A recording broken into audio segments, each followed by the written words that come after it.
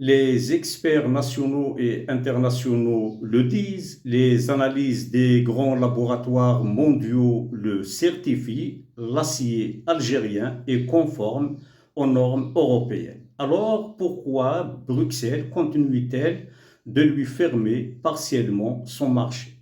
Cette semaine, à l'occasion de l'inauguration de la foire internationale d'Alger, le président algérien Abdelmajid Tebboune est revenu sur un sujet qui l'irrite depuis plusieurs années, les quotas imposés par l'Union européenne sur les importations d'acier. Une fois encore, le chef de l'État n'a pas caché son incompréhension.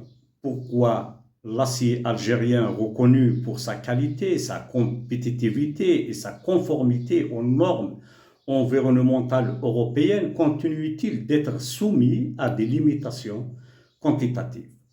Pourquoi l'Europe continue-t-elle de parler de libre-échange tout en dressant des barrières lorsque les produits algériens deviennent réellement compétitifs? La question mérite d'être posée, car derrière le dossier de l'acier se cache en réalité quelque chose de beaucoup plus grand, une bataille silencieuse pour la place de l'Algérie dans l'économie du XXIe siècle. Pendant longtemps, la relation économique entre Alger et Bruxelles était relativement simple. L'Algérie exportait principalement du gaz et du pétrole. L'Europe, quant à elle, exportait pratiquement tout le reste: machines, équipements, produits manufacturés, biens de consommation.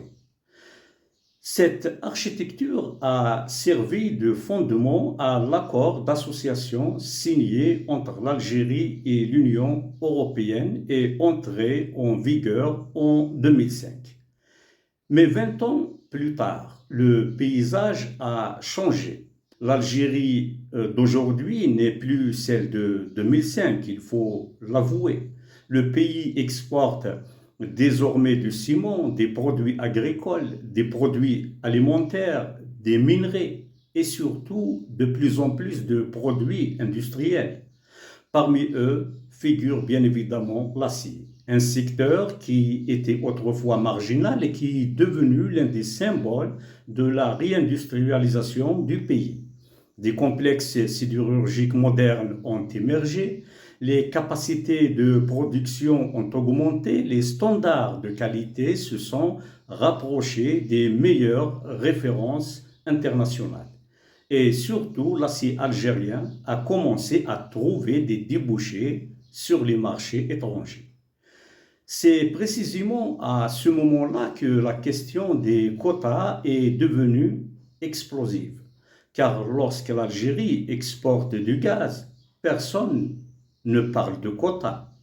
Lorsque l'Algérie achète des produits européens, personne ne fixe de plafond. Le président Tebboune rappelle régulièrement une réalité difficile à contester. Environ 85% des importations algériennes proviennent d'Europe, alors que l'Algérie n'impose pas de système comparable de quotas aux produits européens. D'où cette interrogation. Où est la réciprocité? Où est l'équilibre? Où est le libre-échange promis?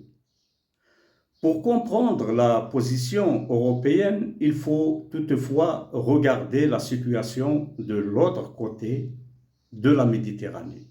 L'industrie sidérurgique européenne traverse depuis plusieurs années une période particulièrement difficile. La concurrence mondiale est féroce. Les prix de l'énergie ont fortement augmenté. Les producteurs européens font face à une surcapacité mondiale massive, notamment venue d'Asie. Résultat, Bruxelles a progressivement renforcé ses mécanismes de protection du marché sidérurgique européen. L'Union européenne considère ces mesures comme des instruments de sauvegarde destinés à protéger des centaines de milliers d'emplois industriels. À partir de juillet 2026, il prévoit même de réduire davantage les volumes d'acier pouvant entrer librement sur son marché et d'appliquer des droits pouvant atteindre 50% au-delà des quotas autorisés. Vu de Bruxelles, il s'agit de protection. Vu d'Alger, cela ressemble davantage à du protectionnisme. Et c'est là que commence le véritable débat. Car l'acier algérien n'est pas seulement un produit industriel. Il est devenu un symbole, le symbole d'une Algérie qui tente de sortir du rôle traditionnel de fournisseur d'énergie, le symbole d'une économie qui cherche à vendre autre chose que du pétrole et du gaz, le symbole d'un pays qui veut monter dans la chaîne de valeur mondiale.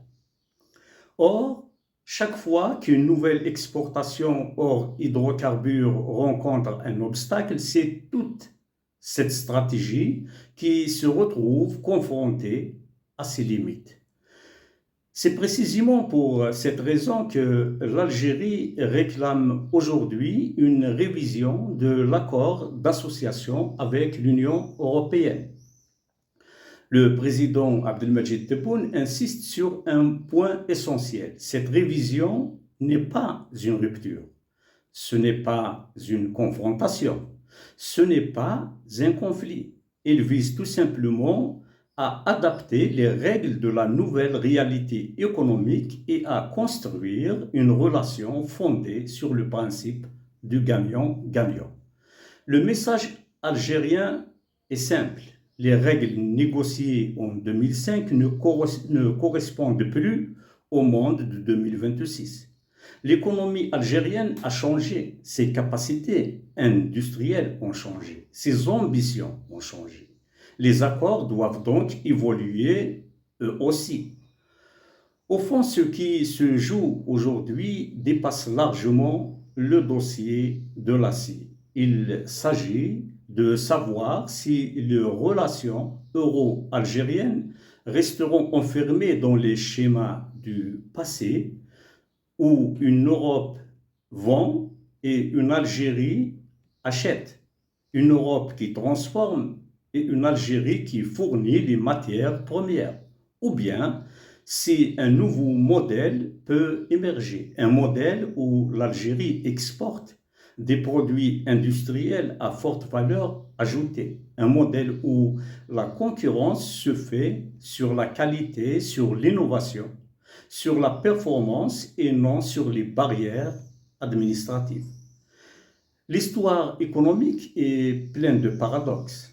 Pendant des décennies, les pays du Sud ont été invités à industrialiser leur économie, à diversifier leurs exportations, à réduire leur dépendance aux matières premières. Aujourd'hui, lorsque certains pays comme l'Algérie commencent à réussir ce pari, ils découvrent que les portes des marchés les plus convoités ne sont pas toujours aussi ouvertes qu'ils le paraissaient. C'est pourquoi le débat lancé par Abdelmadjid Tebboune résonne bien au-delà de l'acier. Il touche à une question fondamentale. Le libre-échange est-il réellement libre lorsqu'il devient menaçant pour certains intérêts industriels? Ou cesse-t-il d'être libre dès qu'un nouvel acteur commence à gagner du terrain? L'avenir des négociations entre Alger et Bruxelles apportera peut-être une réponse, on ne le sait pas. Mais une chose est déjà certaine, l'Algérie ne veut plus être uniquement un marché. Elle veut être un producteur, un exportateur, une puissance industrielle méditerranéenne. Et l'acier est devenu l'un des champs de bataille où se joue cette ambition. Au revoir.